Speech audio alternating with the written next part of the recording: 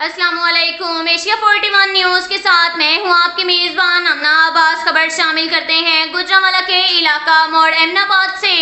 हमारे bureau chief Rana Mohammad Aqeel के मुताबिक मोड़ एमनाबाद मोहल्ला कोट मोहम्मद शफी में कब्जा माफिया ने थाना एमनाबाद के SHO ताहिर खान वट्टू के हुक्म की धज्जियां उड़ाते हुए शरेआम पर कब्जा कर लिया। तफसीलात के मुताबिक थाना एमनाबाद के इलाका कोट मोहम्मद शफी में नवा मोहम्मद नवाज वल तालिब हुसैन, मोहम्मद जुबैर वल तालिब हुसैन, भोला वल मोहम्मद नवाज समेत औरतों ने गली पर नाजायज कब्जा कर लिया।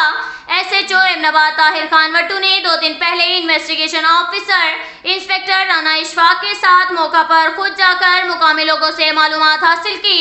इसके बाद SHO ताहिर खान वट्टू ने मोहम्मद नवाज वल तालिब जुबैर वल तालिब भोला और लोगों को सख्ती से मना किया कि अब इस गली को गेट नहीं लगाया जाएगा, मगर अगले ही दिन इन लोगों ने मोहम्मद नजीर वल हसन दीन के घर दावा बोल दिया और गली पर नाजायज कब्जा कर लिया।